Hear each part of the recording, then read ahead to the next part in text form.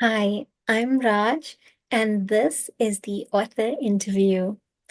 Books have this magical quality. It can take you on a journey. You can explore the depths of your imagination.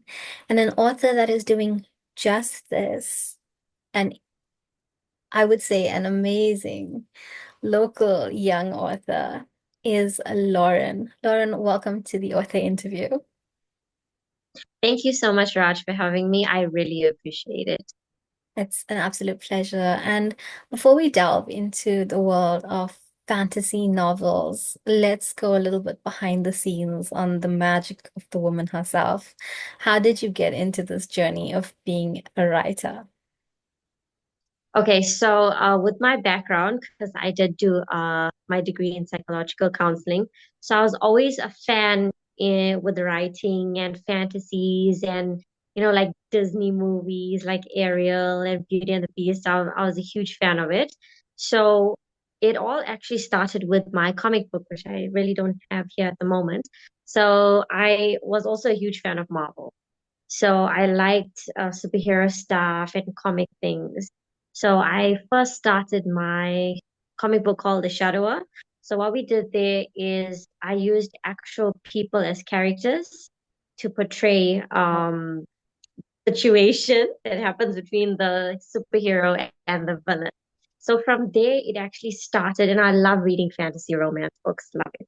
And I was like, you know what? Since I did a comic book, let me try the fantasy romance, and that's exactly how I got into it. I absolutely adore that. The fact that you've taken what brings you joy and you've now transformed it into something that allows that joy to be shared with people around the world. I do really like the fact Mm. that you used people as your inspiration, even though it's fantasy. And then Mhm. came His Wolf, Her Horse. Walk me through the Yeah. journey. Okay, so his Wilberforce is totally made up, right from the places to the names. I am a huge animal lover, so I love horses and I love wolves especially. So what happened was I was writing the story along the way, and then I came across a horse called Benson from Little Pony and Co. in Durban. So I fell in love with this horse because he's been through a lot, but hats off to the trainer that took care of him. And spending time with him, I realized, not let me complete the story. And that's how I ended up with his will for a horse. Because also I had to put some spice in there because of romance. So yeah, that's how that one ended up.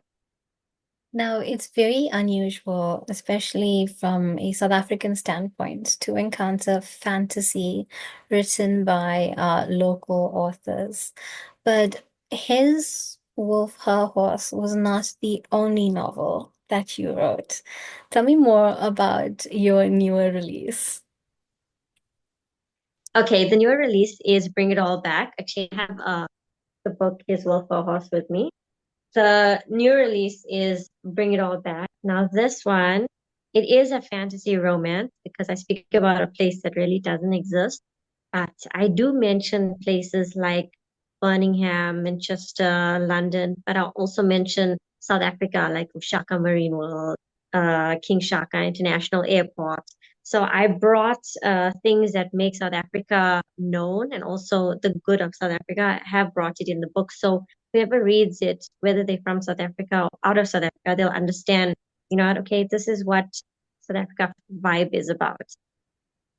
What I think is so interesting is the way in which you've managed to weave fantasy and fiction in with a little bit of representation. And I've said this countless times while speaking to local authors, but growing up, we did not encounter places that we were familiar with in books. We did not have Mm. those types of imagery and characters. So it's really nice to see what the newer generation of writers have to offer in this regard. It makes people feel very much seen.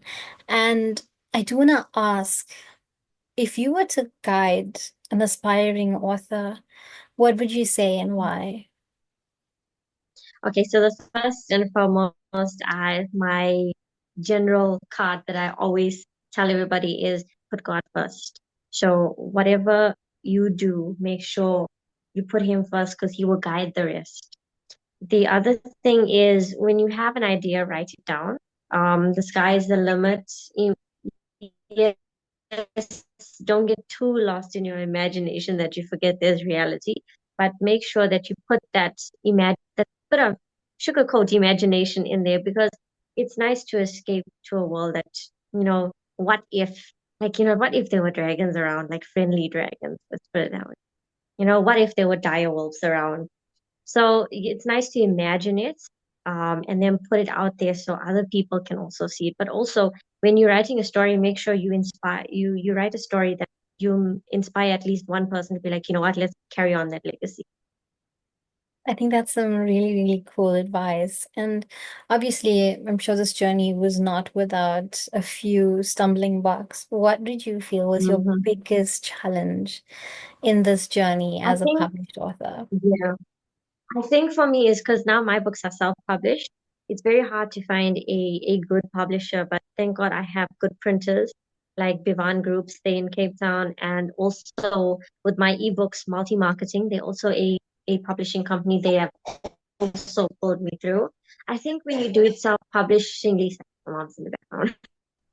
I think when you do self-publishing, you have to have your finance Yeah. because there's not a lot of people that sponsor or add to it. So what I did is I worked and I saved my money and all that went into printing these books. The design covers are done by myself, the layouts are done by myself. So you got to eliminate all that cost. Even the marketing is done by myself. So those are some of the challenges, but it's also inspiration to know that, you know what, if I can do it, so can everyone else. I absolutely love that, Lauren. And I think that for any young girl that's watching this, she will know that it is possible for young women of color, especially, to know that their imagination is something worth embracing, that their creativity and creative pursuits are deserving of time. And of course, it also shows Mhm. parents that yes, you can encourage a little bit of fantasy in writing because Mhm. here is someone that can show you that yes, it will become all that you imagine and so much more. And Yeah. aside from the fantasy aspect, what was it that inspired you to opt for romance? I think I love romance because, going the extra mile, the things that no one thought about doing, you do it. Um, and it's also for me the little things that count. For example, a small card on the side of your bed just for no reason. So I like small things like that. And I feel like our newer generation have lost the old way of love. Yeah. So I feel like, to when you write books, it's nice to add that in between. Like how many people do you see nowadays that write love letters? Hardly. And yet it's It's something it's a so simple text message. precious. Yes. So it's things like that. It's nice to bring back how things used to be because at least it has a sentimental value. Absolutely. And I think it's something so precious, right? You're at a Mm, point where, in terms of our generation, we're bridging the gap between being fully digital and fully paper-based. And so, yes, yeah. we can enjoy and appreciate both aspects and also bring that through so that it can still be enjoyed and still be shared and Yeah. give you those warm, fuzzy feelings. So, Hmm. I know it's going to be a tough one, but from all of your published works, which would you say is your favorite and why? I think my favorite is, oh dear. I think I like Bring It All Back. Because I initially started with Bring It All Back and then I finished The Wolf before that. But I think Bring It All Back was my favorite because it explains a situation like when she loses her memory kind of thing and how they get it back. I don't want to give too much about the book.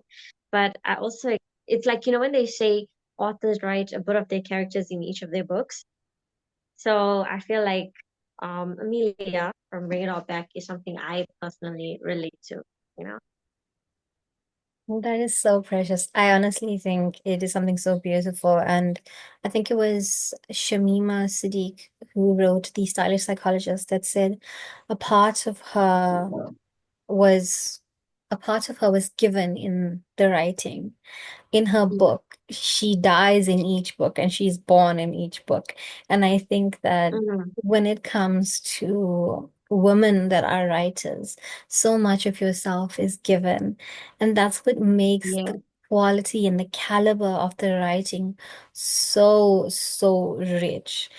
And I do want to Mm, applaud you for the fact that you are a local writer, you're an indie writer, and your work is going so far. I've seen it all over TikTok.